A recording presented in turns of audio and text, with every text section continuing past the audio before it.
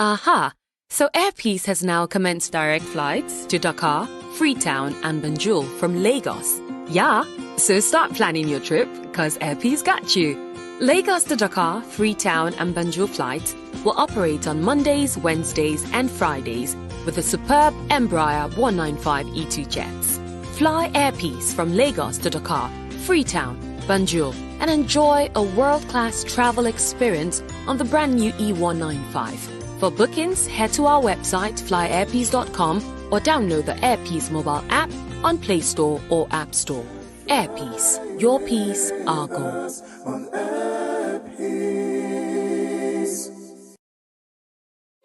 Psalm 23. God has set a table for two. One chair for himself, the king, and the second one, believe it or not, is for you. But of course, the enemy wants a seat at the table too. Anxiety wants a seat, envy wants a seat, worry and frustration want a seat. But don't give the enemy a seat at your table. Look up, go up, you're invited up the mountain of God. Move towards infinite power, splendor, love and beauty, healing and restoration. When we gaze upon the Almighty, we are changed by the captivation. Empowered to take every thought captive in the battle of the mind. Shame is silenced by his glory, and our future redefined. So draw near to Jesus. The shepherd is good. Our God is faithful. Take the place prepared for you, and don't give the enemy a seat at your table.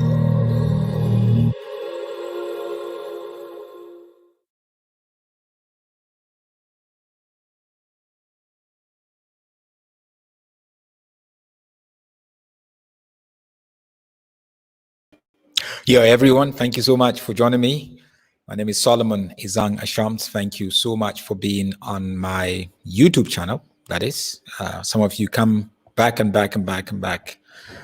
every time, and it's great because we get to have discussions. I love the whole, discussions and dialogue that goes on in the comment section on Facebook and also on YouTube whilst this live broadcast is going on. I love it.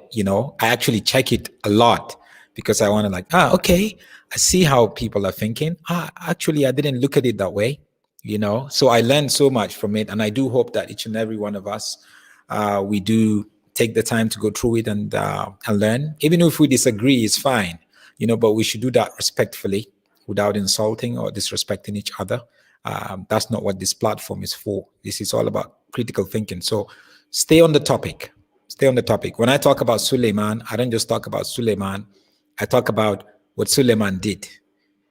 Miracle money. That's what we talk about, So it's about the miracle money, not so much more about Suleiman. Because you don't attack the person, you attack the issue. That's what it is, So please make sure you subscribe to this YouTube channel right away. Solomon's Temple. If you haven't subscribed, there are other great videos there that you can check out. Please, if you come on here every time to watch videos and you have not subscribed yet, please subscribe. Please subscribe. I beg of you, subscribe. That way is only going to help our profile on YouTube, boost it and all that kind of stuff. So please subscribe right away. And every regular person that's been coming in and out, thank you so much. Appreciate it. Thank you from Cape Town. Is in the house. Malume. Malibu is here. And then we got also Peggy from Zambia. Good afternoon. It's afternoon here also. From Dublin in Ireland. Caught you live, Uncle Solomon. Watching from Dublin. Thank you, Richard. It's good to have you here. Kakiso from Brits. My brother from Mozambique. Thank you so much. Everyone who's here. And Tombi. Sharon is also here. Thank you, Rose from Philadelphia. Aminata Kamara. Thank you. Thank you, Jonita. And then we have afternoon from Ian. Thank you so much. Takani is here. Appreciate you. Sherry from Germany. Janice from Georgia, the state of Georgia. Appreciate it. Yeah, we got Freda from Botswana. Thank you. Naomi from Chicago. Thank you guys. There's quite a lot of you guys. He says from Uganda, good to be with you. From Randburg, just around the corner here, is Zoe. Zoe rather from Bloemfontein, Irene from Egypt, and we got from Botswana, Johannes, and I see, okay, Tahiri is back here also. Thank you. The Hendricks family, good to have you guys here. Florence from Italy. So great to be with Elvis from Liverpool in the UK. Thank you guys. So I quickly just want to touch around the issue of Christ Embassy Christ Embassy shut down. And this happened here in South Africa, in Johannesburg, to be precise. In the last 4 weeks, yesterday actually, was 4 weeks ago, when the government moved us from lockdown level 3 to lockdown level 4, yeah, so a more stiffer way of living, because there was quite a lot of outbreak of COVID-19, the variant, and people were dying. In the last 24 hours, over 400 people died from COVID-19. I'm not telling you something that is off my head. No, I'm telling you what is factual, scientific. I'm telling you based on the statistics that it's made available every single day when it comes to the infection and the death rate. Over 60,000 people have died in South Africa since COVID-19 outbreak. There is no any other. We're talking about maybe this is actually more than half the number of people who have died in Africa. They are from South Africa. I know pastors, bishops, I know leaders, even government ministers passed away, which is not a good thing. Like every day you go on social media, it's just one person passing away and another. If you don't know the person, I don't have any close relative that, that passed away or anything, but you know people, or somebody that knows somebody every single day. It's one shock and another shock. So it's something that the government haven't understood it. The scientists haven't understood it. We're still learning about this pandemic and all that. And that's why the government says, look, when it comes to places of worship, not even places of worship, where people meet publicly, let's shut them down. That was what the president said 4 weeks ago. I mean, initially they said, okay, we can allow 100 people or 300 people to come in for church service or to go into the mosques for prayer and all that kind of stuff, which was fine. But now they said, no, this variant is really killing people. They had to shut down schools. Kids was not going to school. There was no sale of alcohol. In the last 4 weeks, it was only last night that the government in South Africa allowed the sale of alcohol. For the last 4 weeks, people that drink alcohol, there was no alcohol, except maybe you bought quite a bit and stored it somewhere, but there was no alcohol. Because when people drink, they get accidents, they fight, and they get injured, and then they go to the hospital. So they take over the hospital beds, and then you have people who are coming with COVID that needs a bed and oxygen, ventilation, and all that kind of stuff. So we say, no, because alcohol is a major problem in South Africa, to be honest with you, just like some other nations. I think in Botswana is also a major problem. In the UK, and obviously it's a problem.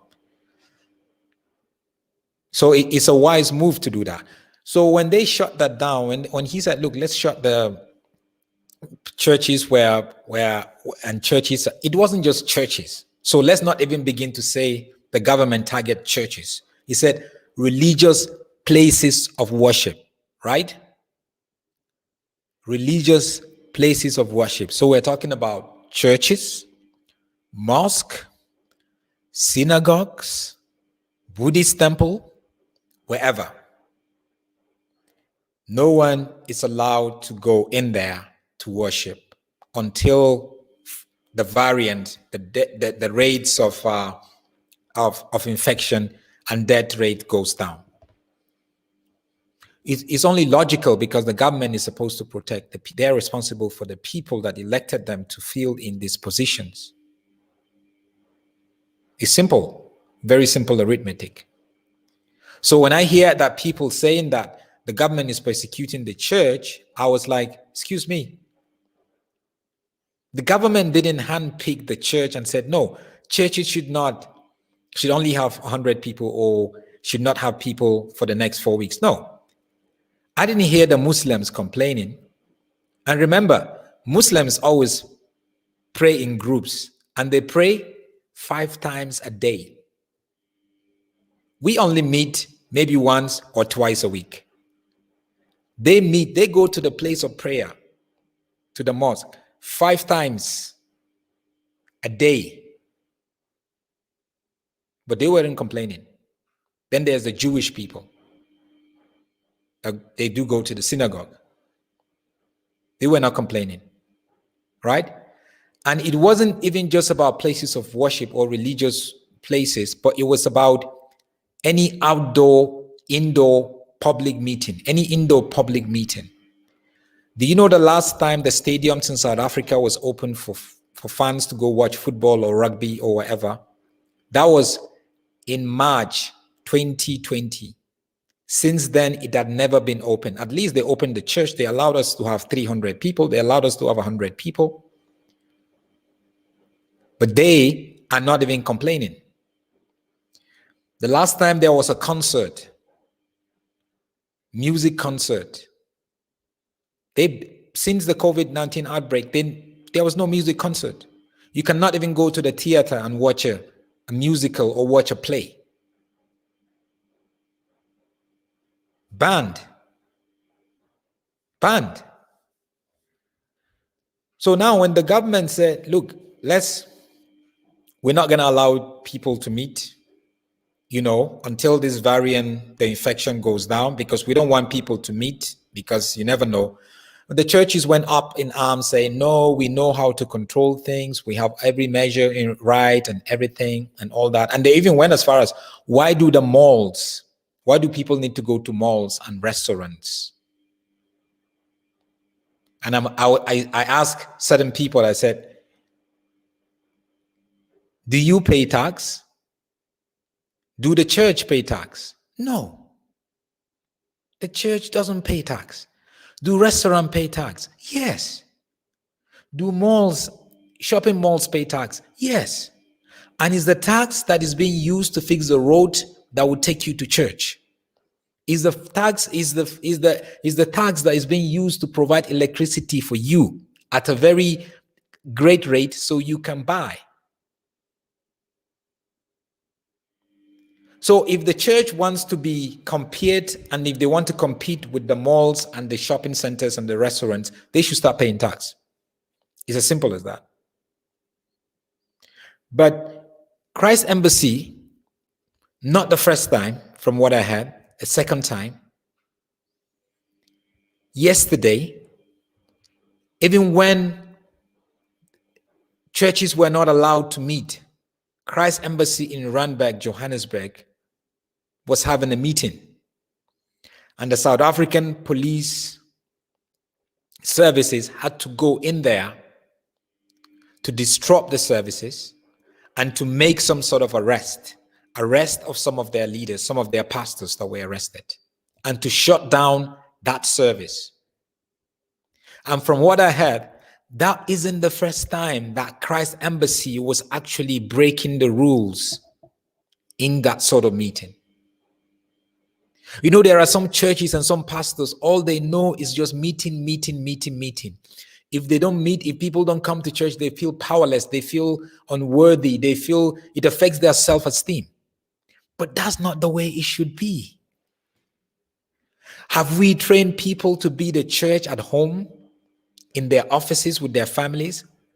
The last 1 year, instead of complaining and looking forward for the church to be open, we should have used it to train families to know how to meet and create an altar in their homes where they can disciple their children, where their children can now lead prayers, where their children can now see the fathers and the mothers practicing what they preach. Allow children to come and do Bible study together. But we didn't use that opportunity. Instead of looking for a way around it, we kept complaining. We want things to go back to normal. And that was what Christ Embassy did. That was what Christ Embassy did. These are photos from outside Christ Embassy in Johannesburg. I know this place very well because I used to go there, not as a church member, but I used to go there to have meetings, to meet some of their leaders. A couple of years ago, I helped them out on their TV station. This is the police outside there. And you could see people in there. This is a Sunday morning. People were inside. And the police came out strong because they were aware that these guys are breaking the rules. Like I said again, from what I heard, this is not the first time that Christ Embassy was doing this. You know, some people's identity, if your identity as a Christian is tied to your church attendance, the church building attendance, then you have a problem with your Christianity. If your identity as a pastor is when people come to church and they sit down and you stand there and preach to them, if that is what is your identity, if that is what you feel you're called to do, then you have a problem. That's why they have a problem. These pastors have a problem because the people are not there anymore. So it's making them feel like they like they're not worthy, like they're irrelevant. It's affecting their self-esteem, their identity. But it shouldn't affect your identity. That's not who you are. Preaching from the pulpit is just one of your many ways to reach out to people. How about you sit down and create another creative ways of reaching out to people and families whilst they are home? But Christ Embassy, these are the pictures from outside Christ Embassy. You can see it. This car is within the premises of Christ Embassy. So outside the gate, on the other side of the fence that you see now, that is the main road. I think it's called Bond or so. It's close to Randburg Square there. The high rise that you see there, the building, that is is like an apartment.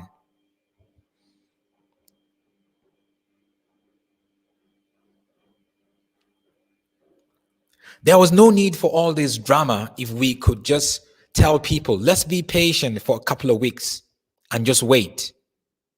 Let's be patient and just wait.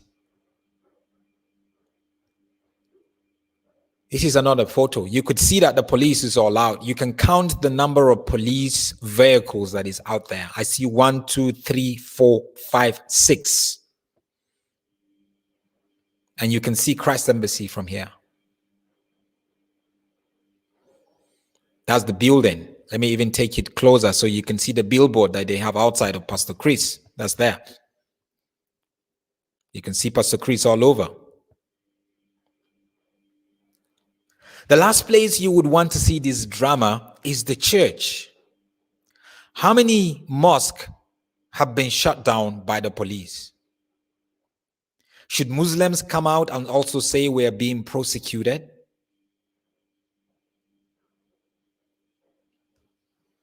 Remember, Muslims, they go to the mosque every day, 5 times. Some of them go 5 times.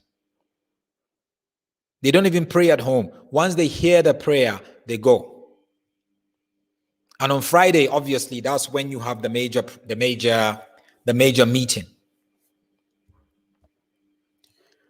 And from what I heard, like I said, this is what somebody actually wrote. This was another episode that happened before the yesterday's episode.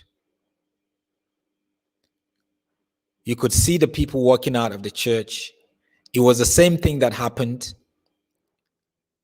months ago, where Christ Embassy was told not to have people, but then they had people. Not Christ Embassy in itself, but the church.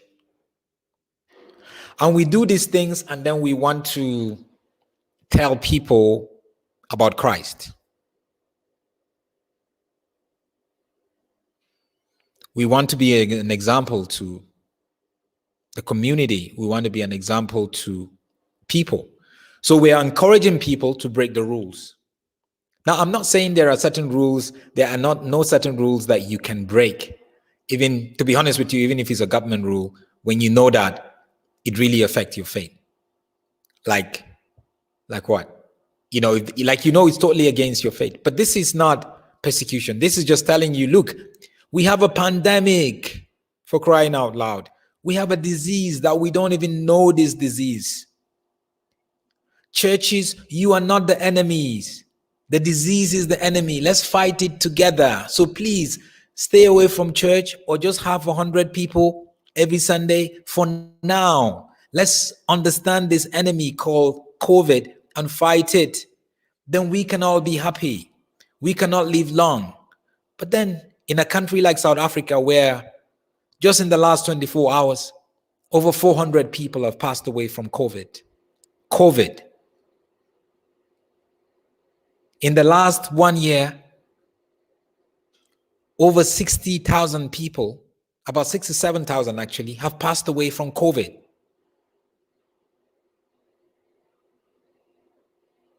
People who feel, no, I'm going to live long. No, they're young women.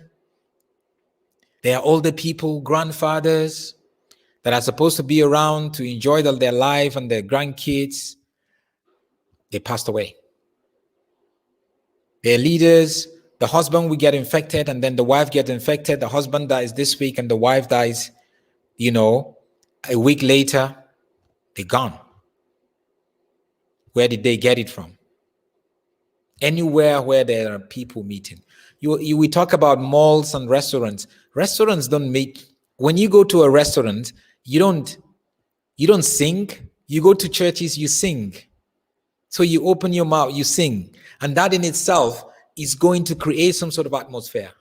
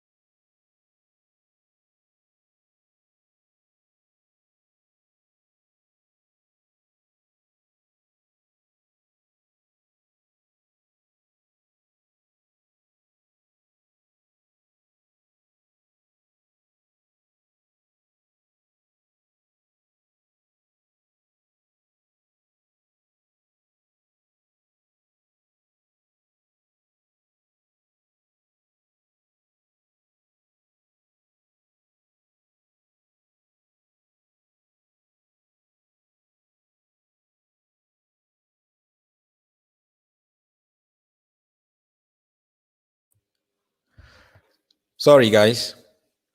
So, yeah, I lost you too.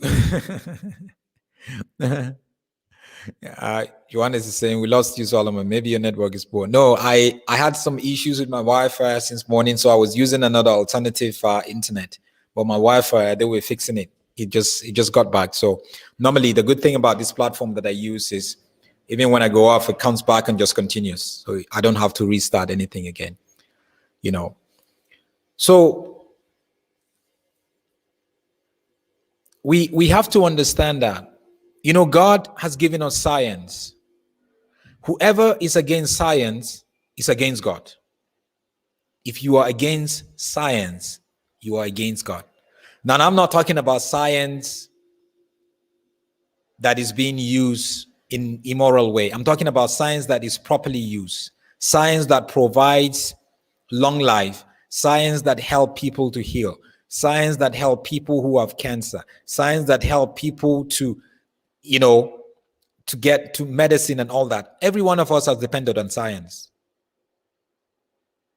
God gave people the wisdom to become scientists just so they can create solution to health problems and to help people, because that was not his initial plan. His initial plan before Genesis chapter 2, where the fall came in chapter 3, was for us to live long. It wasn't a life of pain.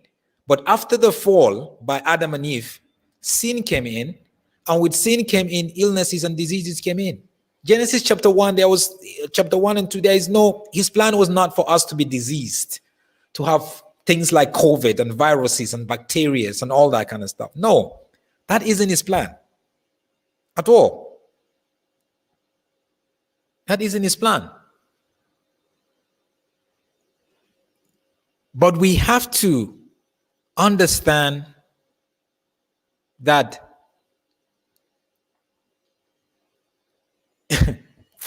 yeah, some of you guys are not in South Africa. I know you're in the US or you're in Europe or across Africa, but in South Africa is different. Right now, they even have a couple of pastors that are coming together to now start this whole thing saying that the church is being persecuted. If you want to see an example of a church that is persecuted, go to Vietnam. Yes. Go to China. Yes. Go to North Korea. Then you could come back here and tell me about a church that is under persecution. Go to Saudi Arabia. You will come back here and know.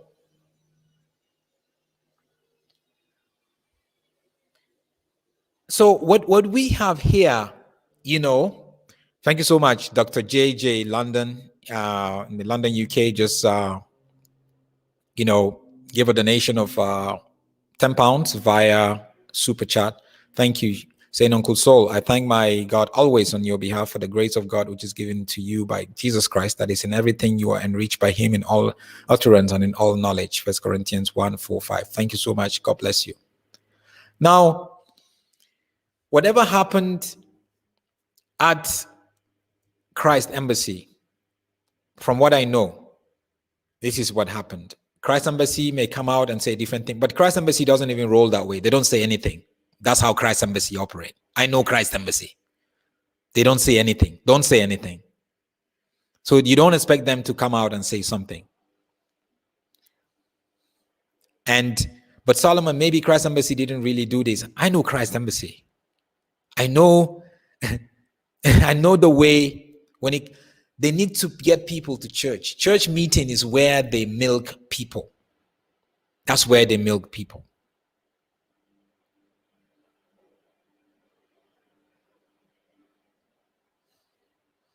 So it's something that Eritrea Smith is saying, go to Eritrea. Yeah, go to Eritrea. You would see persecution.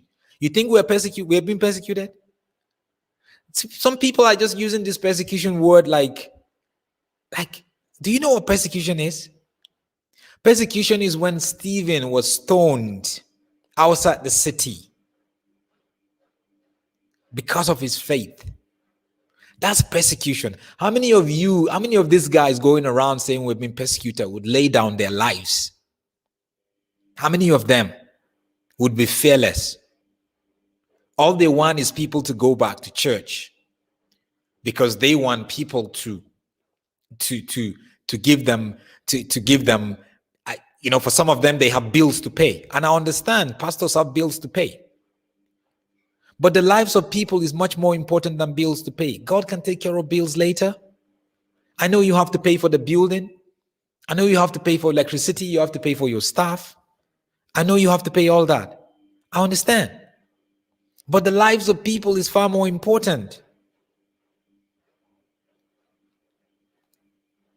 Far more important. So when you put the word persecution around, I was like, you don't know what persecution is. Trust me. I'm from northern Nigeria, where we are very close to the Muslims, where I've seen persecution, where I've seen missionaries from our side go into very, very Muslim area where they've been persecuted. I've seen persecution. But you just sit in the comfort of your home and you think you're just going to talk about persecution without knowing what persecution is.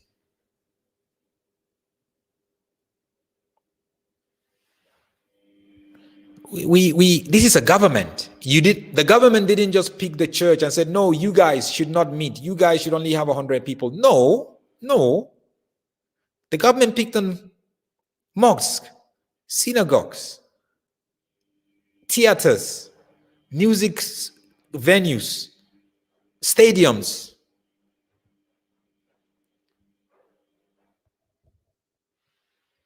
If you see persecution, right? That's when you're going to see the real Jesus.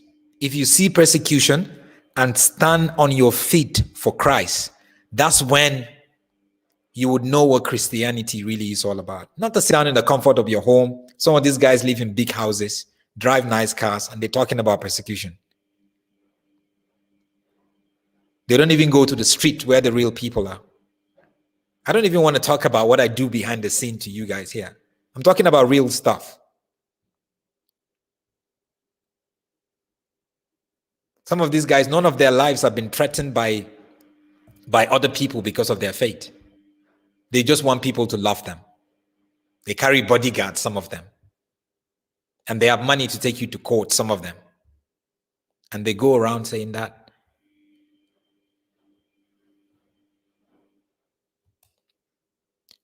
We need to protect people. Thank you very much. Who's there? Magahal. Yeah, Magahal, go in there.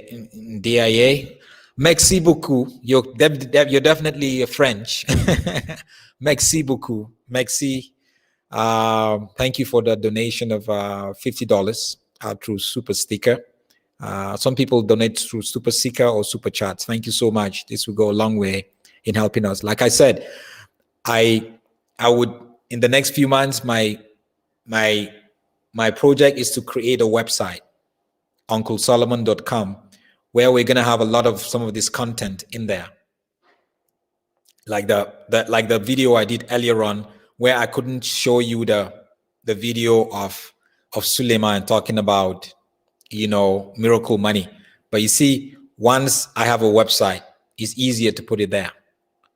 But here, because of rights and all that kind of stuff, I can only talk about it, but I cannot play a video because they have rights to it. And if you play a video, they will come after you. If you play that video, because if you play that video and talk nicely about them and say, oh, wow, see, Suleiman is really a man of God. There's miracle money. He's blessing people. No, they're not going to come after you. They're going to leave your video because you're putting them in a good light. But when you say Suleiman is a charlatan, Suleiman, this is a scam. There's no such thing as miracle money. They will so come after you. They will so come after you. So, Christ Embassy for me needs to be able to right now, you really sit down and say, look, hey, let's just be patient and wait for this pandemic, the infection rate and the death rate to lay low, for people to be vaccinated, right? And you see some of these church pastors, they vaccinated themselves. Their members have not vaccinated, but they want the members to come to church. And they're not even encouraging the members to go and get vaccination. If I ran a church, I would have been on a campaign to get people vaccinated. It's your choice, obviously. I'm not going to force you, or I'm not going to tell you, well, God say you must vaccinate. No. Let your conviction get you vaccinated or not. Let your conviction. But for me, my conviction says vaccinate, because God is using science to help a lot of people get immunity from this virus called COVID. Simple.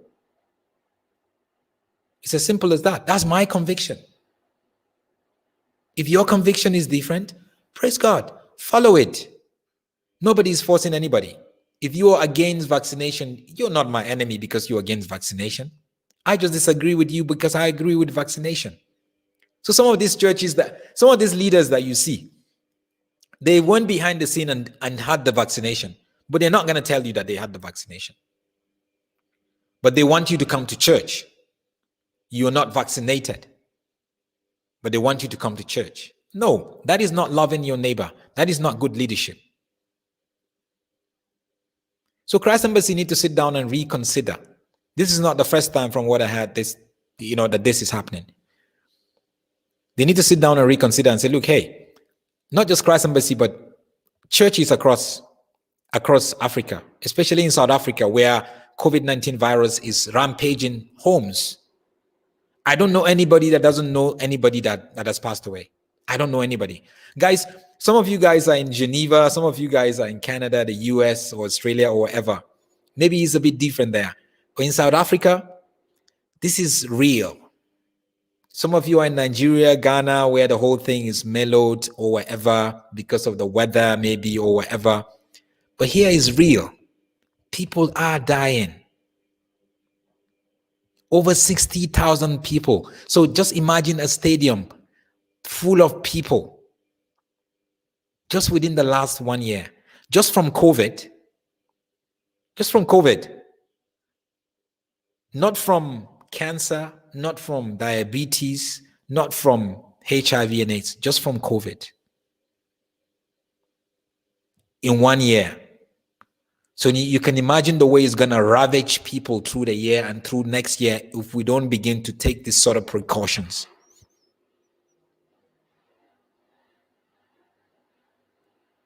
We need to rethink what we're doing and how we're doing it. The Bible is clear in Romans chapter 13, verse 2. So anyone who is against the government is really against something God has commanded. God gave you a right. You use your right to vote for a government. So you gave the government some of your right to make decisions for you. So God is now asking, but why are you not obeying the government that I gave you a right to vote? I didn't tell you who to vote for, but you have a right to vote. You voted and the government is there. And then now you're disobeying them.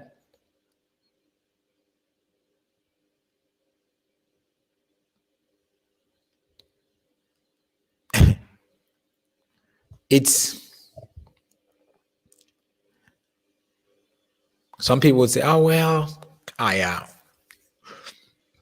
yes, there are some pastors that I watch them speak or see what they post on social media, and I actually question their Christian foundation a lot. Now, you are pastoring thousands or hundreds, but your Christian foundation is just so shaky. It's just there. You could see it. And you are leading people? That is very dangerous. Some of your pastors they're dangers to your life. Some of these prophets are dangers to you. Even if they're not like Bushiri creating all these fake miracles or whatever. But then what are you going to teach about? How are you going to teach it? I go to a church where our pastor, even yesterday morning when we had church online, he was like, no, even if the president say we should go back to church tonight, we're not going to go back to church. We're just going to continue online and just wait and see. Because people from our church has passed away. They've passed away. Members of our church. I don't know any church that don't have members that haven't passed away, especially in South Africa. Those of you guys that are across the world, I'm sure you know or you see or you read about the way COVID-19, in in South Africa is. I'm sure you read about it.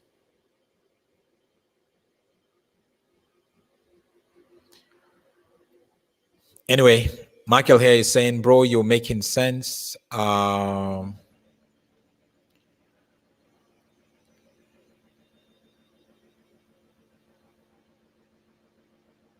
Bonita watching from Durban. Zunai watching from DC. Thank you.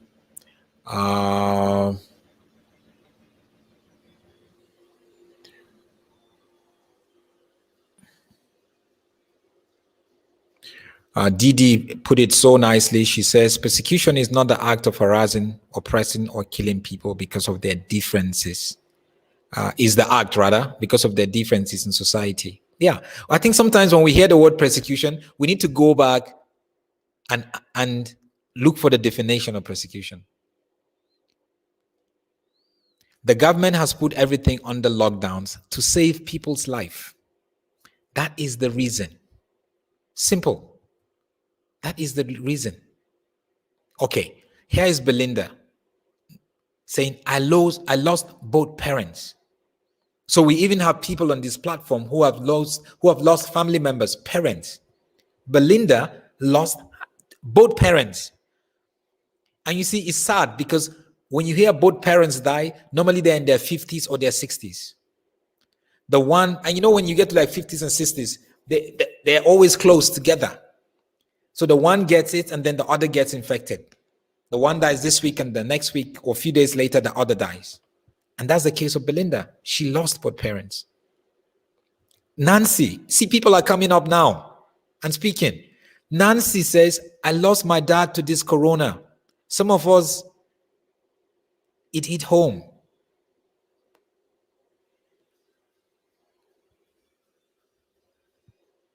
It's sad. Please, guys.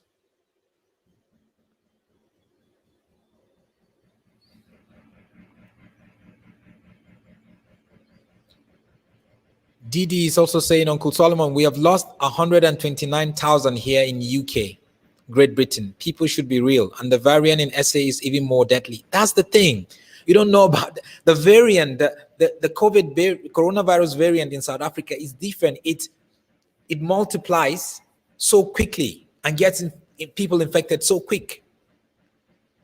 And it shuts you down earlier than the previous variant.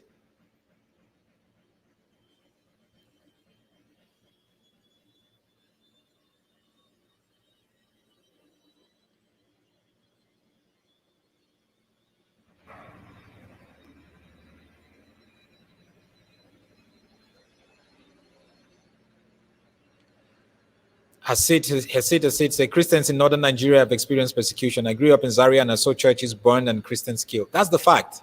I also grew up in northern Nigeria. That's why that's why I'm saying people that think they've seen persecution, no. Where places were burned down. You haven't seen no persecution in South Africa. Don't go around trying to upgrade upgrade your spirituality by thinking you're going through persecution. Please. Some of you are not even ready to die for the truth. It's clear. Some of these pastors.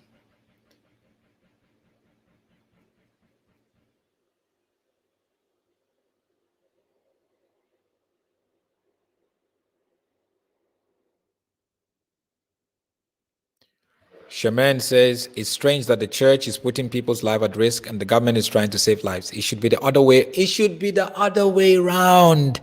That is why, that is why I don't understand. We have lost the true gospel. Show me a church that has a true gospel. Show me a preacher that preaches the true gospel. And I will show you a man on fire. And I will show you a people on fire. Show me.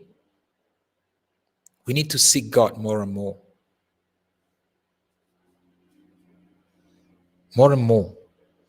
Nubian Queen says, my niece has just become a widow 2 days ago. Please, please, please, people. Let's try to be vigilant. COVID is real. A young widow.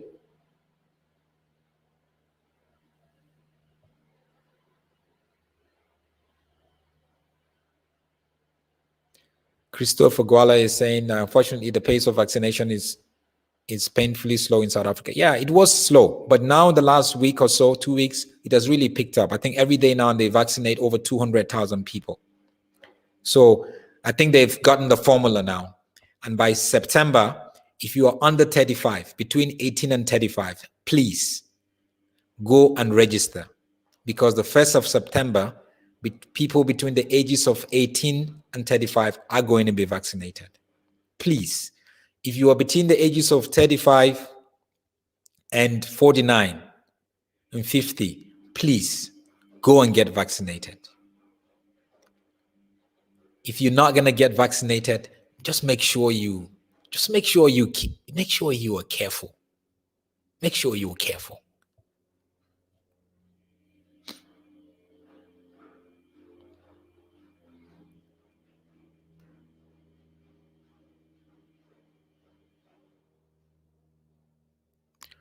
Anyway, just had to share that with you. Let me leave you here. I'm going to be back tonight. I'm going to be talking to a lady who was like one of the leaders in the church. And the pastor actually does his one-on-one in his bedroom. In his bedroom. He does one-on-one in his bedroom. One-on-one with women. With his rope. They come, they go in one by one. I'll talk about it tonight at 8 p.m. So I hope you're going to be here for us to go through it. Thank you so much, guys. Please take care. May God bless you, keep you, and protect you from COVID-19. Protect your family too. In Jesus' name, amen. Psalm 23. God has set a table for two. One chair for himself, the king, and the second one, believe it or not, is for you. But of course, the enemy wants a seat at the table too. Anxiety wants a seat, envy wants a seat, worry and frustration want a seat. But don't give the enemy a seat at your table. Look up, go up. You're invited up the mountain of God. Move towards infinite power, splendor, love, and beauty, healing and restoration. When we gaze upon the Almighty, we are changed by the captivation. Empowered to take every thought captive in the battle of the mind. Shame is silenced by his glory, and our future redefined. So draw near to Jesus. The shepherd is good. Our God is faithful. Take the place prepared for you. And don't give the enemy a seat at your table.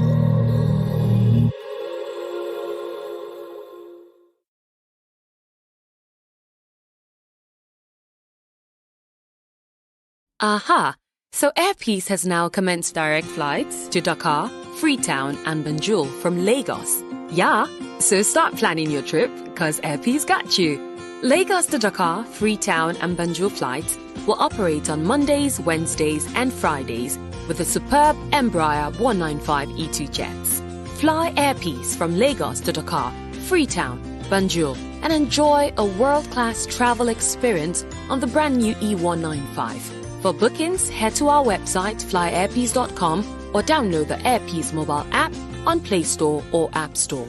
Air Peace, your peace, our goal.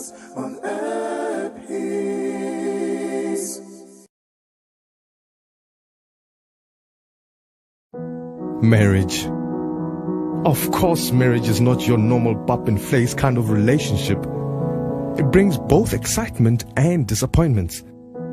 If you find yourself married in community of property and often delayed in your business transactions and dealings, worry no more. Because Masinya Attorneys uses the law to help you change from in community of property to out of community of property and vice versa. Call Masinya Attorneys today on 084 383 7747. We will sort you out with a high court application, and of course you get to keep your spouse.